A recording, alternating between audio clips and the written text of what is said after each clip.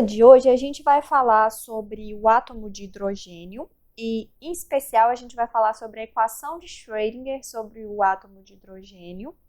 Em aulas anteriores, a gente falou sobre o modelo de Bohr para o átomo de hidrogênio, quantização do momento angular do elétron e a quantização da energia, que eram postuladas por Bohr, baseado nas observações experimentais.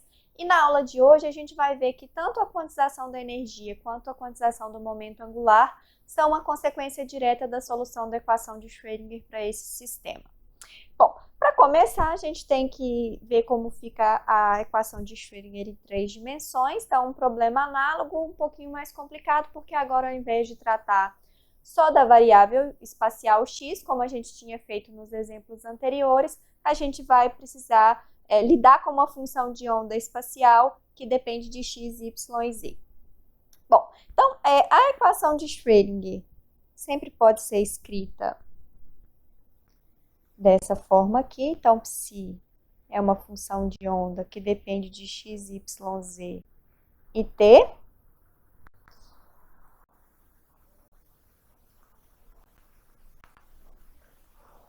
E H é o operador hamiltoniano, que é o operador associado à energia do sistema. Bom, então, em 3 dimensões, a gente, de novo, vai ter, para o tipo de problema que a gente quer tratar aqui, o hamiltoniano dependendo da energia cinética e da energia potencial, e a energia cinética vai estar relacionada com o momento, através daquela expressão que a gente já conhece. Então, o que a gente precisa fazer é encontrar os operadores que estão associados ao momento, e isso vai levar a gente ao operador associado à energia, ao operador hamiltoniano. Bom, então, de maneira análoga ao que a gente viu no caso de uma partícula, eu tenho cada componente do momento associado a um operador diferencial.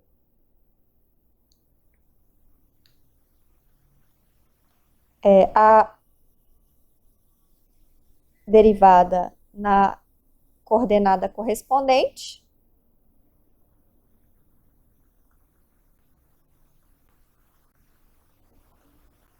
E o hamiltoniano é a energia cinética, que é P2 sobre 2m mais energia potencial.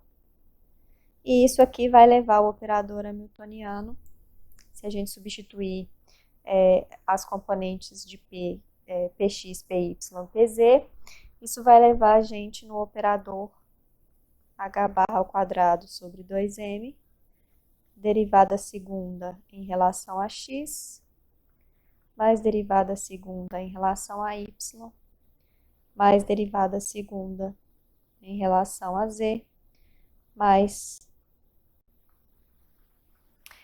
a energia potencial. Aqui a gente está supondo que a energia potencial não depende do tempo, tá? Então, a gente não vai considerar problemas em que isso não aconteça.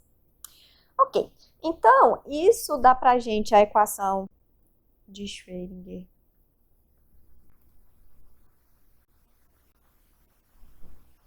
Bom, então, não vou colocar dependência em x, y, z e t, então vocês já sabem que é uma função que depende de 4 variáveis, a variável temporal e as variáveis espaciais.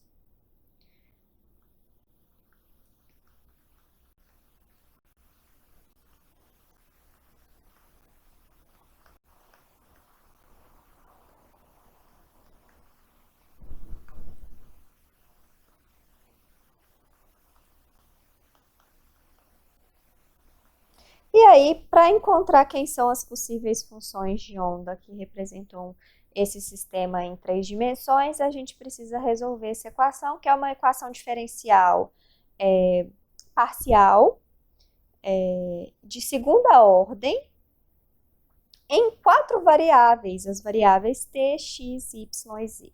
Então, essa definitivamente não é uma equação fácil de resolver, tá? Então, para a maioria dos sistemas mais complexos, a gente não consegue resolver essa equação, mas para alguns exemplos mais simples, incluindo o átomo de hidrogênio, a gente consegue resolver essa equação. Bom, então, a gente já tinha falado anteriormente que a gente pode, primeiro, fazer a separação de variáveis para separar a variável temporal das variáveis espaciais. Então, a gente supõe que a função de onda é uma função que depende só de t e uma função que depende só de x, y e z. Se a gente substituir essa função aqui e aqui, a gente chega à conclusão que t de t tem que ser aquela exponencial de sempre, né?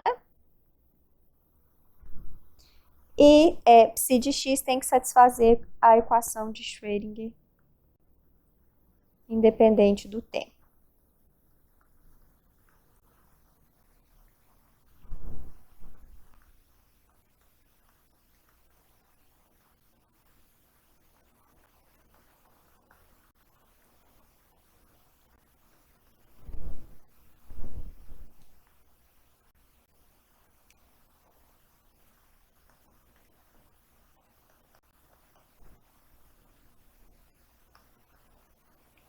Em que é aquela constante que aparece na separação de variáveis, são os autovalores possíveis do operador hamiltoniano, e os valores possíveis dessa constante são determinadas pelas soluções pelas condições de contorno, tá? Quando existe alguma restrição.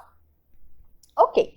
Bom, então, para resolver essa equação aqui, a gente precisa saber qual que é o formato do potencial, isso vai variar. Então, para cada potencial, a gente tem uma maneira de resolver essa equação, quando essa maneira existe, né? Nem sempre a gente consegue resolver essa equação aqui. Mas eu quero agora focar no caso em que a gente tem um potencial esfericamente simétrico. Então, em muitos problemas,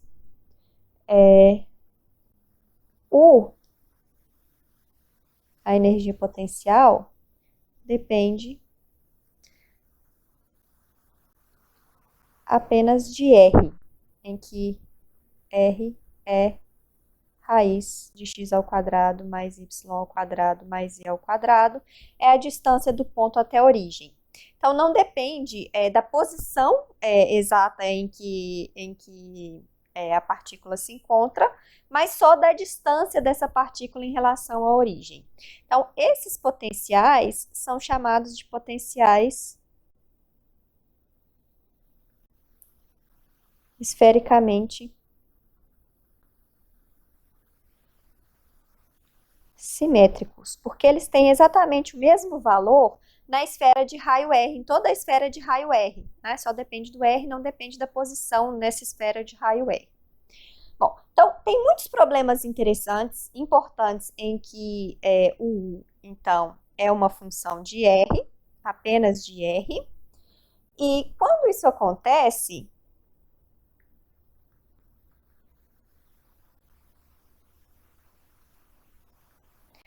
é útil para a gente resolver a equação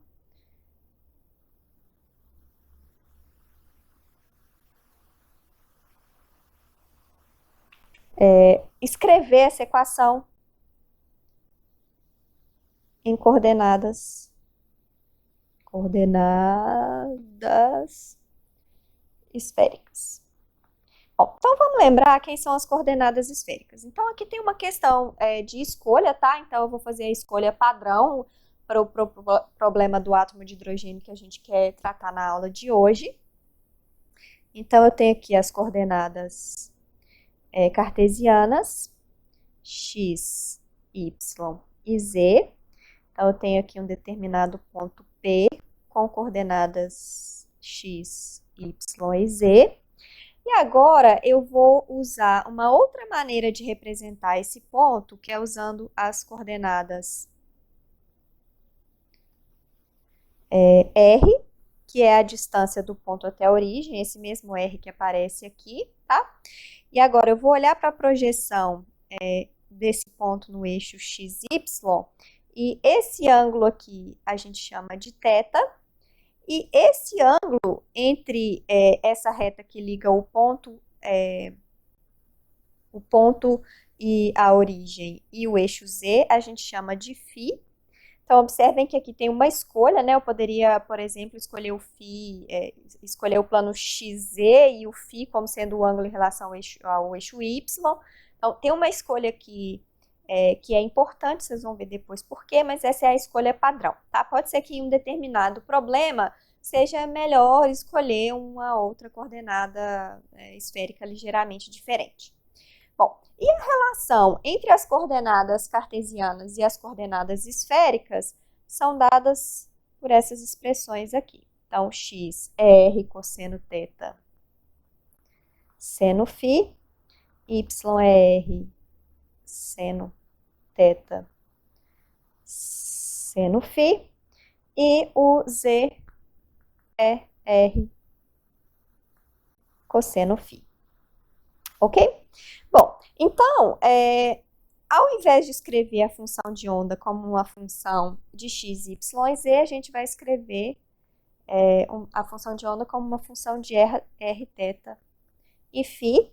A interpretação vai ser a mesma, né, a utilidade aqui, a maneira como a gente vai usar a função de onda é a mesma, a gente só tem que prestar atenção na sutileza quando a gente vai calcular probabilidades a partir dessa função de onda por causa do elemento de volume que aparece na integral, porque ele tem que ser escrito em termos de coordenadas esféricas, ok?